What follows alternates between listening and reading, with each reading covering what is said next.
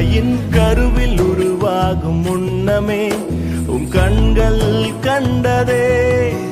என் எலும்புகள் உருவாகும் முன்னமே பெயர் சொல்லி அழைத்தீரே. மரண பள்ளத்தாக்கில் நடந்த போதெல்லாம்